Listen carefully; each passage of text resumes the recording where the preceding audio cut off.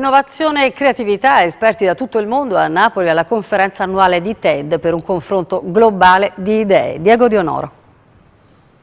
A New York e Vancouver sono un appuntamento imperdibile. Le conferenze TED, acronimo di tecnologia, intrattenimento e design, attirano scienziati, creativi, imprenditori da tutto il mondo e in ogni angolo del pianeta questi incontri si stanno moltiplicando in maniera autonoma, ma sempre con la stessa formula: raccogliere idee che meritano di essere diffuse. Anche Napoli ci prova con la sua versione del TED che quest'anno si è tenuta a Palazzo Reale. Qual è il livello di creatività della Campania?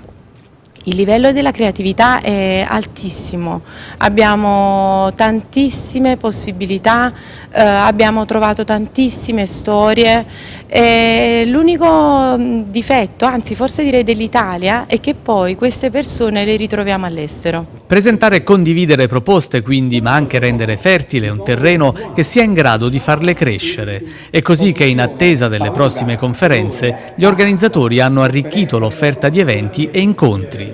Adesso inizieremo a lavorare alla quarta edizione, nel frattempo avremo 3 appuntamenti che si chiamano TEDx Napoli Salon, sono appuntamenti tematici, un po' diversi dalla formula principale, dove c'è un numero ridotto di speaker, 3 o 4 intorno a un unico tema, e c'è un momento di discussione che invece nella formula TEDx classica non è consentita.